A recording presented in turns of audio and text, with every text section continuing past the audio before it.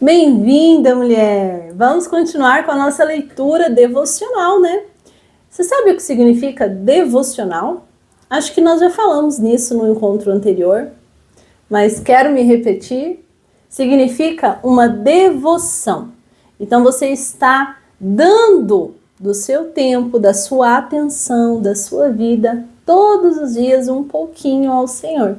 Então você está sendo devota do Senhor, lendo a Bíblia, praticando, meditando na palavra. Por isso tá tão na moda aí os livros devocionais. Então, eu entendi que sim, nós estamos fazendo um devocional. Só que não de um livro qualquer, e sim do livro do próprio Deus. Recebendo assim, as informações quentinhas, o pão quentinho, né? Não é um pão que vem da mão de outra pessoa. Um pão que ele deu para alguém e alguém repartiu com a gente. Não. É um pão quentinho e fresquinho, direto da palavra. E sabe, isso tem grande valor. Queridas, nós vamos ler hoje do verso 16 ao 17. São apenas 2 versículos mais uma vez. Mas nós não estamos com pressa aqui, né? Sabe, se você está com pressa, você está no grupo errado. Aqui nós estamos com sede, com fome. E quando a gente tem sede e fome, a gente quer extrair o máximo dessa comida, o máximo dessa água, sem pressa de terminar a refeição. Então, todas as vezes que eu me sento aqui com a Bíblia, eu sinto que Deus preparou uma mesa para mim.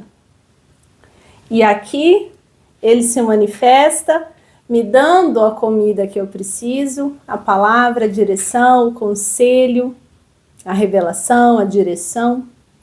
Então é como se nós estivéssemos mesmo, sabe, comendo, nos alimentando, só que de algo espiritual. Então hoje nós vamos falar sobre muitas outras curas que Jesus fez, não é nenhuma em específico, mas eu quero tomar a sua atenção para alguns pontos específicos dessa passagem aqui. Nós vamos ler, então, do capítulo 8, 16 ao 17. Essa mesma passagem está no Evangelho de Marcos, no capítulo 1, do verso 32 ao 34, e também no livro de Lucas, no capítulo 4, do verso 40 e 41. Vamos lá. Chegada a tarde, trouxeram-lhe muitos endemoniados. E ele, Jesus, meramente, quer dizer, simplesmente, com a palavra, expeliu os espíritos e curou todos os que estavam doentes, para que se cumprisse o que fora dito por intermédio do profeta Isaías. Ele mesmo tomou as nossas enfermidades e carregou com as nossas doenças. Parece simples, parece algo, sabe, que a gente lê rapidinho e passa batido. Ah, beleza, ele curou muita gente, expulsou demônios Mas vamos voltar com calma nesse ponto aqui. Trouxeram-lhe muitos endemoniados. E ele meramente com a palavra expeliu os espíritos. A Bíblia está dizendo trouxeram-lhe. Quer dizer, Jesus estava em um lugar e as pessoas levaram até ele pessoas que estavam endemoniadas. Aí agora eu quero te perguntar uma coisa. Você acha que o endemoniado iria sozinho? Ele iria se apresentar para Jesus e dizer: ó Jesus, eu sou o demônio tal que estou agindo aqui na vida dessa pessoa e vim aqui para você libertar ela de mim. Não, né? Quem dera o diabo fizesse isso, né? Não tem nenhum caso na Bíblia, nem na vida real, que o próprio diabo foi lá e pediu para ser expulso da pessoa, porque ele não aguentava mais a pessoa. Apesar de ter gente que, né, a gente acha que nem o diabo aguenta, mas não, nunca aconteceu isso. O que eu quero chamar a sua atenção, despertar você para o que a Bíblia está nos dizendo é: pessoas que não estavam endemoniadas, que conheciam a Cristo, sabiam do poder da palavra dele e que ele poderia ajudar, curar, pegaram as pessoas que estavam com a vida cheia de demônios, sofrendo manifestação, possessão, vícios, problemas assim, muitos que o diabo causa. Pegaram essas pessoas e levaram até Cristo, para que Jesus Cristo salvasse a vida delas, expulsando aqueles demônios e devolvendo a dignidade para aquela pessoa. Você está entendendo o que eu estou te dizendo? Pessoas como eu e você, que conhecem a Jesus e que sabem que ele pode curar e expulsar demônios, precisam pegar essas pessoas que estão endemoniadas e levar até Cristo, para que elas então sejam libertas e conheçam a verdade. Só que na vida real não é assim. Não é assim. Por quê? Porque na verdade, quando nós identificamos que alguém tem o demônio na vida dela, ao invés de querer ajudá-la, nós nos afastamos. Em vez de mandar um vídeo para ela, um áudio, um podcast, um louvor, ou fazer um convite para ela. Olha, vamos numa reunião lá em casa, numa reunião da igreja, vamos fazer o culto juntos, vamos fazer parte desse grupo de mulheres. Não. Em vez de fazermos isso, levar os endemoniados até Jesus, nós nos envergonhamos, nos retraímos e ficamos bem quietinhas com Jesus só para nós. A gente não leva essas pessoas até Jesus porque nós temos medo do que elas vão pensar, vergonha delas. Eu falo por mim. Quanta coisa boa eu tenho aprendido com os cursos que tenho feito, com os testemunhos que tenho ouvido. Olha, de quantas pessoas eu me lembro e eu não posso pegar aquilo e enviar. Por quê? Porque eu não sei o que a pessoa vai pensar. Eu não sei se ela... ela vai me bloquear. Ela vai dizer, ai, como você é chata. Aí eu entendo que existem formas e formas. E nós temos que orar ao Espírito Santo que nos dê estratégia de apresentar Cristo para essas pessoas. Mas sabe, foi muito forte o que eu entendi lendo essa palavra. Trouxeram-lhe muitos endemoniados. Então, sim, é uma função da igreja, que somos nós, eu e você, levar os cativos, os endemoniados, os sofredores até Jesus. Talvez não vai sendo pegar na mão dela e levar ela até a igreja. Talvez levar essa pessoa até Jesus seja através da sua vida. Através do momento que você senta na mesa com essa pessoa e essa pessoa olha para você e vê uma mulher que ela não conhecia antes. Uma mulher transformada, uma mulher tão sábia, tão próspera, tão abençoada. E através disso ela começa a se interessar pelo que você fala. E você fala com uma doçura, sabe? Você não tinha isso antes. Tem alguma coisa diferente em você.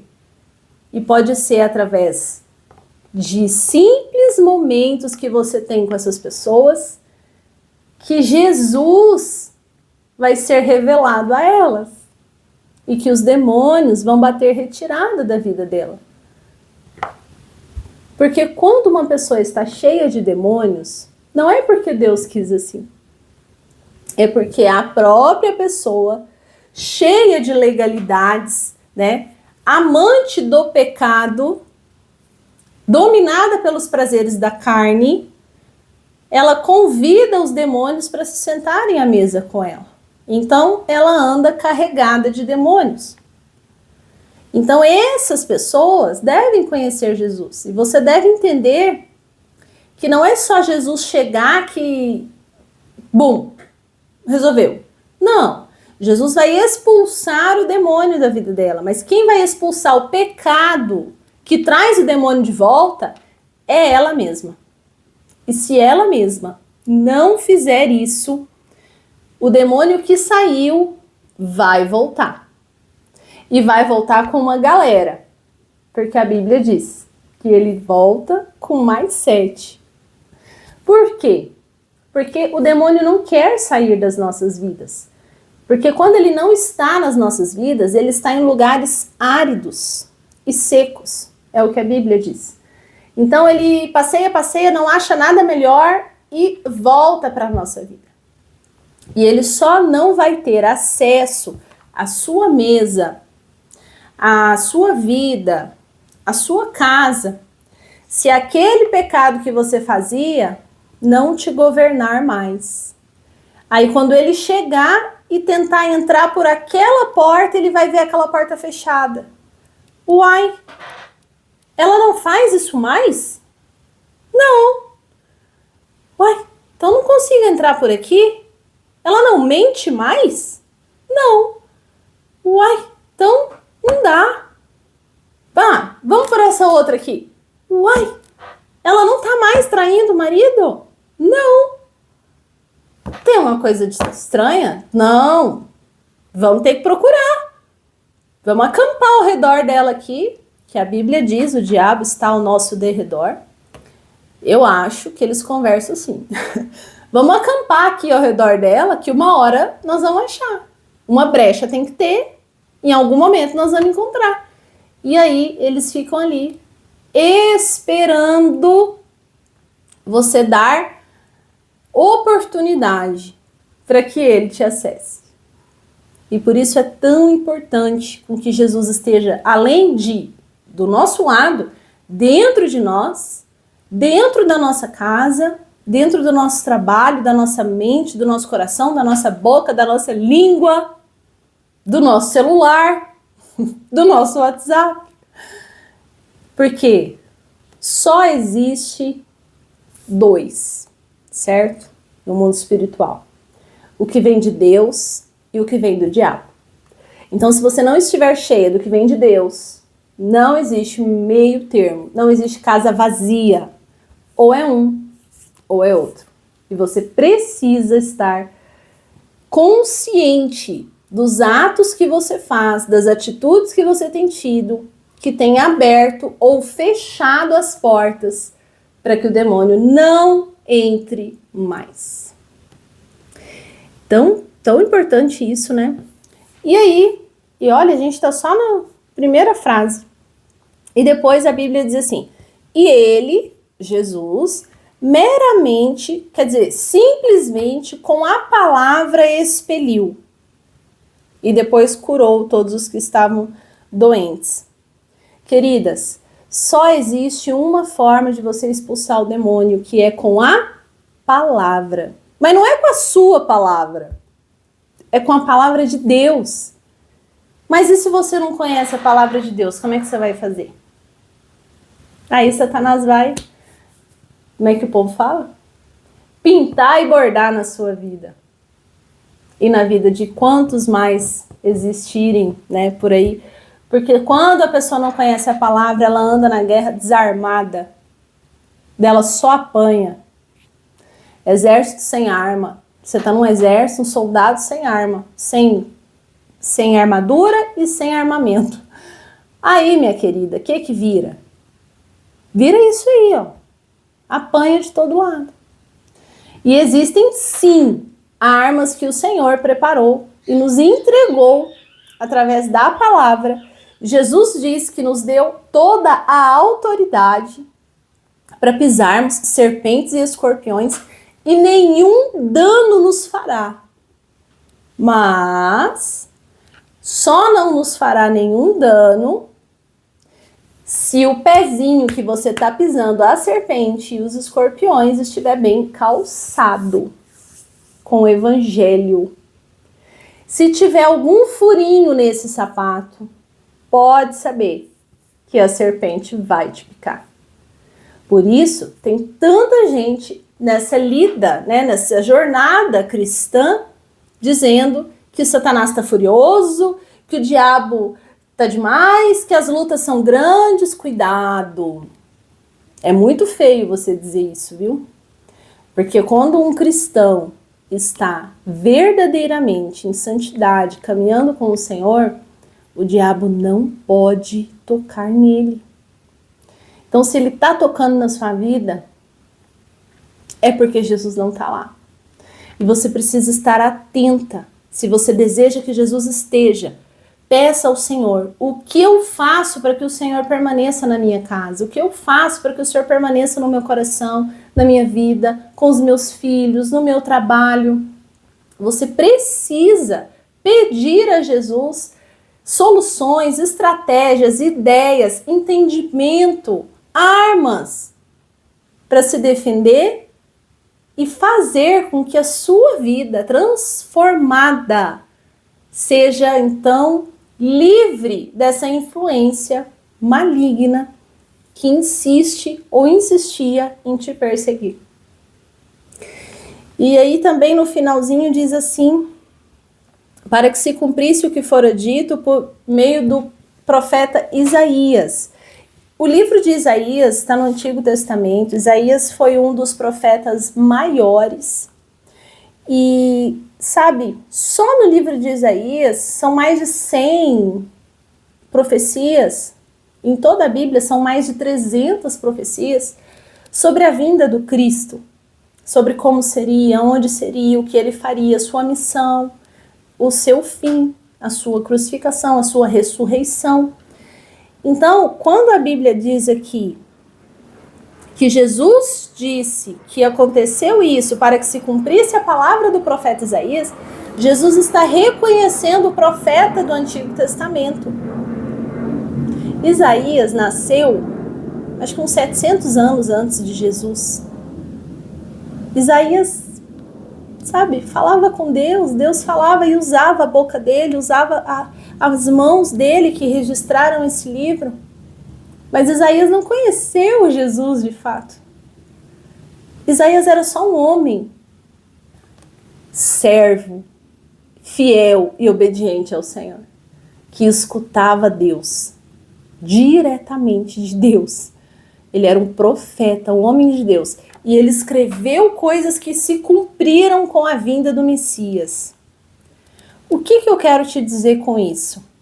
Sim, existem pessoas neste mundo, eis aqui uma que vos fala, que são prova de que ainda nos dias de hoje Deus fala e a gente pode escutar. E é uma comunicação real, apesar de ser sobrenatural. E eu poderia aqui contar tantos testemunhos para você de provas irrefutáveis de que Deus falou comigo e que eu ouvi e tive a prova de que realmente era Deus. Por que eu estou te dizendo isso? Para te incentivar, te impulsionar, te estimular a continuar nessa jornada. Não se desvie. Tenha o foco no que você deseja. Se você deseja que Deus fale com você, deseja ser uma profeta do Senhor, uma mulher de Deus na terra, uma pessoa que ouve o próprio Deus, continue. Você está no caminho certo. Claro, existem outros dons, além do espírito de profecia, mas todos eles dependem de intimidade com o Senhor. E não tem como você ter intimidade com alguém, ou com um lugar, ou com nada, indo uma vez na semana, né? Não tem como. Imagina você casar com seu marido e conversar com ele uma vez por semana pelo celular. Será que ia dar certo esse casamento? Será que ia ter intimidade? Será que ia ter frutos? Filhos? Não, né? E por que a gente acha que com Deus é diferente? Vai uma vez na igreja, no domingo, na hora do almoço, como se fosse aquele filho que só vai na casa do pai para almoçar e vai embora. Não conversa com o pai, não escuta, né? Não fica para escutar o que o pai vai dizer. Não liga para o pai no meio da semana, não visita a casa do pai no meio da semana. Por quê? Porque Deus está lá na igreja. Mas na hora que eu preciso, eu quero Deus na minha casa. Entende? Uma vida de intimidade não é gerada por encontros semanais através da boca do pastor que falou alguma coisa. Intimidade é gerada entre você e Deus dentro do seu quarto, com a porta fechada, a Bíblia e o ouvido, minha querida, ó, bem aberto, porque ele fala. E eu posso te dizer, a graça que é ouvi-lo não tem preço. É assim, impagável. Mas você também pode acessar esse lugar. É só você continuar, perseverar. E então você vai prosperar nessa área que você deseja, que é ter mais intimidade com o Senhor. Queridas, foi muito especial esse encontro de vídeo hoje. Eu gostaria que você agora pedisse ao Senhor que essa palavra entre no seu coração e que todos os seus preconceitos e achismos caiam por terra, para que o Senhor faça algo novo em você e através de você. Em nome de Jesus, entrego a minha vida, Pai, entrego esse tempo e todas as pessoas que vão ouvir essa palavra estão entregues também ao Senhor. Amém? Até o próximo vídeo, então, onde nós vamos ler aqui sobre Jesus põe à prova os que querem segui-lo. Vamos lá, então, hein? A partir do verso 18 do capítulo 8, será o nosso encontro no próximo vídeo. Um beijo, que Deus te abençoe e até lá!